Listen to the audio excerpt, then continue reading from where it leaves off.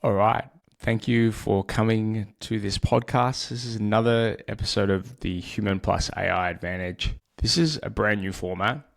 Not going to lie, I'm a little bit nervous about it, but what I want to do is basically just talk about what it's like running a business and building an AI agency in 2016. And I think I want to share what it's like, the reality behind the scenes of what it's like to build a company, what I'm seeing on the ground floor of AI, and I think also to just be transparent about the highs, the lows, the ups, the downs. And so, a bit of background, I have built multiple businesses before. My first business crashed and burned and failed quite spectacularly in the end. I have started a podcast. I have started a YouTube channel. I've done tons and tons of different things in my life. I am a creator. I love to create things.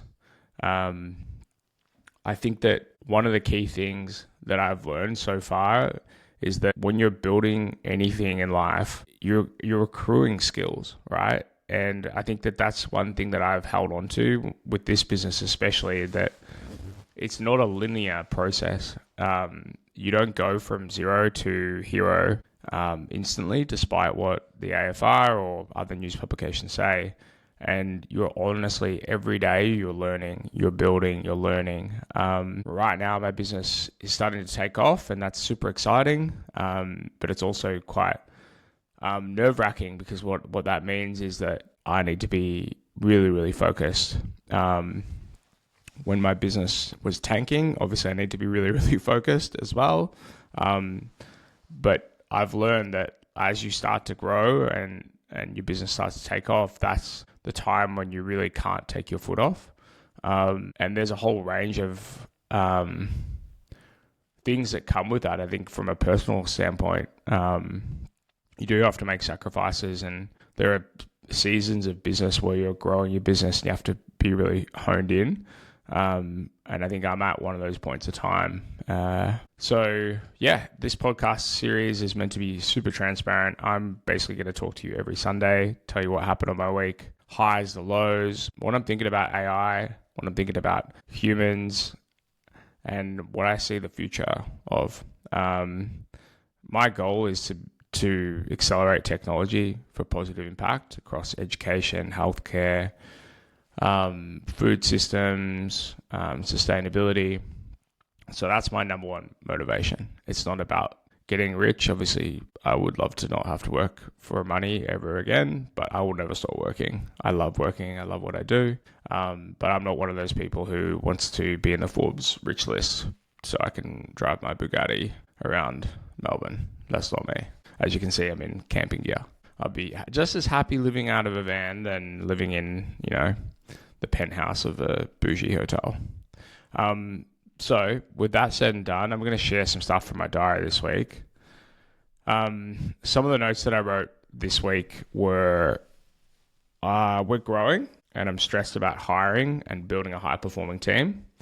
Over the last 4 years, I've hired probably over 30 people. Some have worked out, some have not worked out. And recently, last week I had someone resign because it was a stressful environment. I personally took that to heart. And it's something that I'm trying to figure out. This is a skill set that I've done in another role. Like in my last company, I probably interviewed over 150 people. But it's very different when it's your business and you've got so much other stuff to manage. Actually taking the time to slow down, to make those good decisions, to do a proper hiring process when, the whole business is just exploding almost at the seams. It seems like a counterintuitive thing to do, to slow down and stop when, you've got all these clients demanding things and your existing team is under pressure. You think that the right thing to do is just go grab someone. But that, in fact, counterintuitively is the complete wrong thing to do. And you might be listening to this and be like, Dave, that's so obvious. But when you're in the driver's seat and you're under immense amount of pressure, it's hard to make those decisions. So I think that's one thing I'm consciously thinking about. How do I build a team of A players who embody kind of our vision and mission, have the most cutting edge AI skills and are the best at what they do. And also probably what I've learned recently is like, you want people to be in roles that they are the best, that they wake up and they dream about doing, they love to do. You don't want someone doing something that they're not good at and they don't want to do, because that's when you get really bad outcomes. So I think that's kind of my goal, is how do I build an unbelievable team over the next 6 months so that we can continue to scale and continue to make the impact of, why I started this business in the first place. We got a new office last week, which is a pretty big deal, I think. We were hot desking for a while. We had an office last year. We had a 10-person office, but we unfortunately made I made a few mistakes, and we crashed and burned from a revenue perspective. I had to get rid of the office. I had to fire a bunch of people, almost everyone apart from one or two people, and almost lost the business. And so I think this new growth period is very exciting, and it's testament that, we are creating value and we are the best at what we do. But it's also, like, for me personally, like, it's an immense amount of pressure, and I don't want to have what happened last time. So there's a personal fear of, all right, well, we're growing and we're adding all these costs, but how do we do it in a way that we don't, lose the footing beneath us? And I think, there's a lot of things that I've learned from that previous time, which is, to be honest, one of the hardest times I've had running any business or even in my professional career. So yeah, that's kind of on my mind. But it also brings a lot of opportunity, like the conversation we could have in the office together as a team, the things that we can build together. Like I can already see that it's going to create a lot of value for us. And will create a ton of impact. Shout out to the Commons, we love working in the Commons, love the place.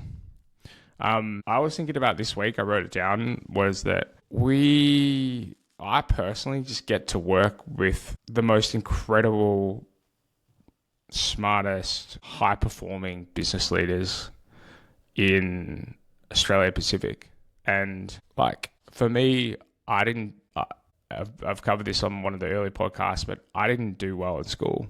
I hated school. I hated uni. I liked the partying in uni, like the social aspect, but I did not do well academically, right? And so a trend that I'm seeing right now is that getting to work with people who are just so deeply passionate about creating and changing something. It doesn't matter what your background is or where you've come from. And I think that, to me, is like so humbling to get to work with these people every day. I don't think that I could have, in my wildest dreams, ever imagined that I'd be in the position where I'm working with CEOs and chief operating officers and, founders who've started, multi-$100 million businesses. Like, I didn't think that was a career path for me or an option for me. So I am absolutely grateful, and I think a lot of gratitude that I get to learn from these people. I get to co-create with these people, and we get to build some really fucking cool stuff that's gonna have a real world impact. And it's pretty exciting. So that's kind of a big thing. I think in the same side as well, like, I get to hire people who are just incredible. Like, and so I get all the risk, right? That was kind of thing that I mentioned before that I'm nervous about, but I also get all the upside. I get to create this company to be the company that I want it to be. And I have very high standards for myself and what we're trying to achieve. So yeah, that's super exciting to me. Another point that I wrote down in my diary this week was a lot of people, especially at the start of the year late last year, we had some huge issues with the business. And I'm happy to own all of those issues.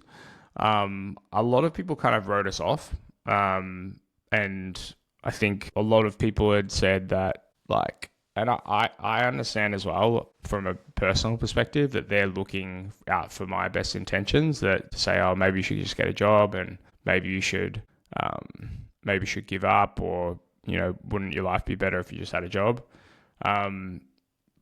a lot of, and outside of that as well, just on the news, like services businesses are dead. Services businesses are completely dead. You should just give up now. What you're building is a waste of time. And I'd just like to tell those people that you're unfortunately wrong, because in fact, the opposite is happening. And that I see Lightning Ventures as being electricians, right? When the start of electricity has been created. And so even though everyone is now a self-proclaimed AI expert, I think that what's going to happen is that that's going to settle, and people are going to look for quality. And if we're building a quality team and a quality product and a quality outcome, that will always rise to the top. And so I guess the story with that is that always kind of keep working hard and back yourself in and have that vision. But ultimately, if you don't see yourself getting better and you don't see wins coming out of it, you don't see momentum, and you feel like you're going backwards constantly, and you do have a massive impact on your life, then yeah, that's okay to call it quits. But I think this is very different from my first startup. My first startup, I quit because I shut it down, I rolled it down, and it was because I realized that what I set out to achieve, even if I had achieved it and got it completely right, it wouldn't have solved the problem. And the moment I realized that, I was like, fuck, holy shit.